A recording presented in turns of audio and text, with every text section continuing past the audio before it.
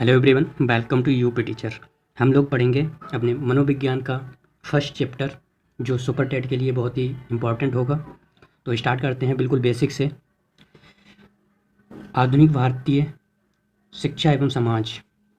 शिक्षा का अर्थ, परिभाषा, प्रकार एवं महत्व। प्रमुख बिंदु जो सबसे पहले हम लोगों को पढ़ने हैं। शिक्षा शब्द संस्कृत के शिक्ष धातु में आ प्रत्यय लगाकर बनाया गया है।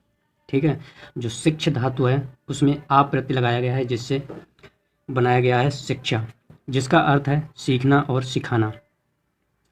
शिक्षा के लिए प्राचीन भारत में विद्या शब्द का भी प्रयोग किया जाता था, जो कि संस्कृत भाषा के विद धातु से बना है, जिसका अर्थ है जानना। लेकिन यह शब्द अत्यंत संकुचित अर्थ देता है, बहुत ही छोटा सा अर्थ निकलता है विधा का, जो ये है। ठीक है, फिर अंग्रेजी में जिसका अर्थ है जानना, लेकिन यह शब्द अत्यंत संकुचित अर्थ देता है। अंग्रेजी में शिक्षा शब्द एजुकेशन शब्द का समानार्थी है तथा एजुकेशन शब्द लैटिन लैंग्वेज के एजुकेटम शब्द से बना है, जिसमें दो शब्द हैं ई और डूको, जिसका अर्थ है अंदर से बाहर निकालना। शिक्षा का अर्थ हम दो प्रकार से ले सकते हैं, एक है संकुचित अर्थ और दूसरा है व्यापक अर्थ। संकुचित अर्थ में शिक्षा एक किताबी या विद्यालयी प्रक्रिया है, जिसमें छात्र एक निश्चित पाठ्यक्रम को निश्चित समय, स्थान और व्यक्ति के माध्यम से सीखते हैं। ओके। व्यापक अर्थ में शिक्षा एक निरंतर प्रक्रिया है जो कभी नहीं पूरी होती है और आजीवन चलती है। यह समाज, घर, मित्रों आदि द्वारा दी जाती है। ओके। शिक्षा के प्रकार। शिक्षा के मुख्यतः 3 प्रकार माने गए हैं। एक औपचारिक शिक्षा, फॉर्मल एजुकेशन जिसको बोलते हैं, ऐसी एजुकेशन जिसका पाठ्यक्रम, विषय वस्तु, स्थान आदि निश्चित हों, जैसे विद्यालय हो गया। ठीक है, तो ऐसी एजुकेशन को हम बोलेंगे औपचारिक एजुकेशन या फिर फॉर्मल एजुकेशन। अनौपचारिक शिक्षा, इनफॉर्मल एजुकेशन, ऐसी शिक्षा जहां विषय वस्तु, पाठ्यक्रम एवं स्थान निश्चित ना हो और जो निरंतर चलती है, उसको हम अनौपचारिक शिक्षा या फिर इनफॉर्मल एजुकेशन बोलते हैं। जैसे माता पिता या समाज द्वारा दी गई शिक्षा जो होती है वो अनौपचारिक शिक्षा होती है। निरौपचारिक शिक्षा जिसको बोलते हैं नॉन फॉर्मल एजुकेशन, ऐसी शिक्षा जिसमें उपरोक्त दोनों प्रकारों का मिश्रण हो, जो ऊपर की इनफॉर्मल और फॉर्मल एजुकेशन दोनों इन्वॉल्व हों, इसको बोलेंगे नॉन फॉर्मल एजुकेशन। जैसे पत्रकार हो गया, दूरस्थ शिक्षा, ये सभी एग्जाम्पल हो गए इसके। फिर हम पढ़ेंगे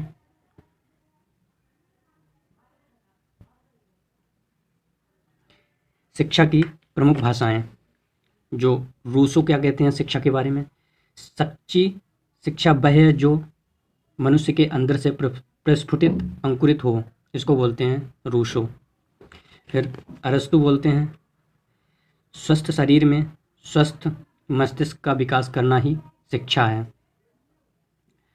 स्वामी विवेकानंद शिक्षा मनुष्य में निहित जन्मजात एवं आंतरिक शक्तियों की परिपूर्ण अभिव्यक्ति है, जो बोलते हैं स्वामी विवेकानंद।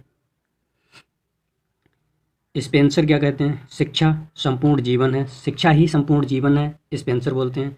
फ्रोबेल कहते हैं शिक्षा एक ऐसी प्रक्रिया है जो बालक की आंतरिक शक्तियों का विकास करती है। ठीक है। प्लूटो कहते हैं शिक्षा शारीरिक, मानसिक एवं बौद्धिक विकास की प्रक्रिया है। प्लूटो के अनुसार, जो प्लूटो मानते हैं वो मानते हैं कि शिक्षा शारीरिक, मानसिक और बौद्धिक तीनों जो विकास की प्रक्रियाएं हैं वो होती है शिक्षा। पेस्टोलॉजी के अनुसार शिक्षा मनुष्य में निहित आंतरिक शक्तियों का स्वाभाविक, सामंजस्यपूर्ण एवं प्रगतिशील विकास है। पेस्टोलॉजी के अनुसार आंतरिक शक्तियों का स्वाभाविक, सामंजस्यपूर्ण एवं प्रगतिशील विकास करना ही पेस्टोलॉजी के अनुसार शिक्षा होती है। कांट शिक्षा व्यक्ति की उस पूर्णता का विकास है जिसकी उसमें क्षमता है, इसको बोलते हैं कांट। महात्मा गांधी बहुत इम्पोर्टेंट है ये। शिक्षा से मेरा तात्पर्य बालक एवं मनुष्य के शरीर, मस्तिष्क एवं आत्मा के सर्वोत्तम विकास से है। जॉन डेवी जो बोलते हैं, शिक्षा का अर्थ व्यक्ति की उन योग्यताओं के विकास करने से है जो उसमें उसे वातावरण पर नियंत्रित करना सिखाती हैं और उसमें मौजूद संभावनाओं को पूर्ण करने का अवसर देती हैं। ये बोलते हैं जॉन डेवी। जैन दर्शन के अनुसार शिक्षा वह है जो मोक्ष की प्राप्ति कराए। ठीक है, जो मोक्ष की शिक्षा प्राप्त कराए उसे बोलते हैं शिक्षा, जैन दर्शन वाले। बौद्ध धर्म के लोग, शिक्षा वह प्रक्रिया है जो निर्वाण मोक्ष प्राप्त कराए, इसको बोलते हैं बौद्ध धर्म। अब हम लोग पढ़ेंगे शिक्षा मनोविज्ञान का इतिहास। मनोविज्ञान की तरह शिक्षा मनोविज्ञान भी एक अत्यंत नया विषय है तथा अपनी शैशवावस्था में है। जो अपनी किस अवस्था में है? शैशवावस्था में। आज हम इस विषय की उत्पत्ति एवं इतिहास से जुड़े कुछ प्रमुख मुद्दों पर बातचीत करेंगे। मनोविज्ञान की तरह शिक्षा मनोविज्ञान भी प्राचीन यूनान से शुरू होती है, फिर भी उस समय वह अपने आप में कोई अलग विषय न होकर एक भाग के रूप में दर्शन शास्त्र से जुड़ा था।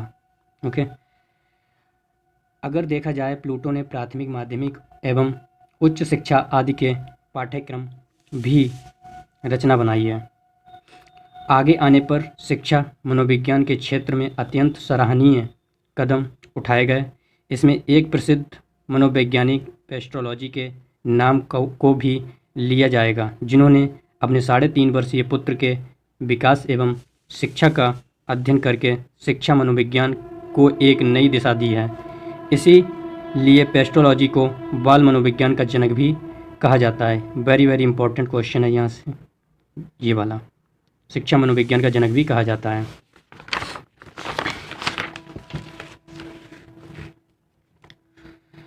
अगर देखा जाए तो कई विद्वान रूसों को पहला आधुनिक शिक्षा शास्त्री मानते हैं, क्योंकि उनके द्वारा ही बालक केंद्रित विज्ञान की नींव रखी गई तथा उन्होंने ही शिक्षा में बालक को वरीयता देने की बात कही है। पूर्व प्राथमिक शिक्षा एवं प्राथमिक शिक्षा में किंडरगार्टन प्रणाली एवं मॉन्टेसरी प्रणाली के प्रवर्तकों फ्रोबेल एवं मारिया मॉन्टेसरी का नाम भी शिक्षा मनोविज्ञान के क्षेत्र में अत्यंत महत्वपूर्ण है। वैसे देखा जाए तो 1889 में प्रसिद्ध मनोवैज्ञानिक स्टैनले हॉल के प्रयासों से शिक्षा मनोविज्ञान की औपचारिक आधारशिला रखी गई।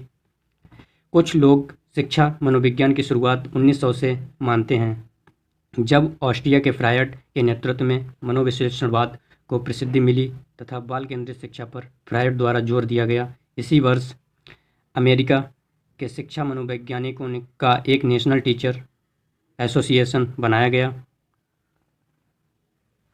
लेकिन अगर वास्तव में देखा जाए तो शिक्षा मनोविज्ञान की असली पहचान दिलाने का कार्य थॉर्नडाइक की 1920 में प्रकाशित हुई पुस्तक एजुकेशन साइकोलॉजी ने किया, और इसी वजह से ज़्यादातर विद्वान शिक्षा मनोविज्ञान की शुरुआत 1920 से मानते हैं तथा थॉर्नडाइक को शिक्षा मनोविज्ञान का जनक माना जाता है। ठीक है, शिक्षा मनोविज्ञान की प्रमुख परिभाषाएं। स्टीफन के अनुसार शिक्षा मनोविज्ञान शैक्षिक विकास का क्रमिक अध्ययन है। क्रो एंड क्रो के अनुसार शिक्षा मनोविज्ञान व्यक्ति के जन्म से लेकर वृद्धावस्था तक के अनुभवों का वर्णन एवं व्याख्या करता है। क्रो और क्रो ये मानते हैं। स्किनर, शिक्षा मनोविज्ञान अध्यापकों की तैयारी की आधारशिला है। ओके, कॉलसनिक, मनोविज्ञान के परिणामों एवं सिद्धांतों को शिक्षा के क्षेत्र में प्रयोग ही शिक्षा मनोविज्ञान है। ट्रो के अनुसार शैक्षिक परिस्थितियों के मनोवैज्ञानिक पक्षों का अध्ययन ही शिक्षा मनोविज्ञान है। बी.एन. झा, शिक्षा मनोविज्ञान की सफलता पूरी तरह से मनोविज्ञान की कृपा पर निर्भर है। इसके आगे का हम लोग साइकोलॉजी को जो संप्रदाय होते हैं, स्कूल्स ऑफ साइकोलॉजी, उसको नेक्स्ट लेक्चर में पढ़ेंगे। Okay, thank you.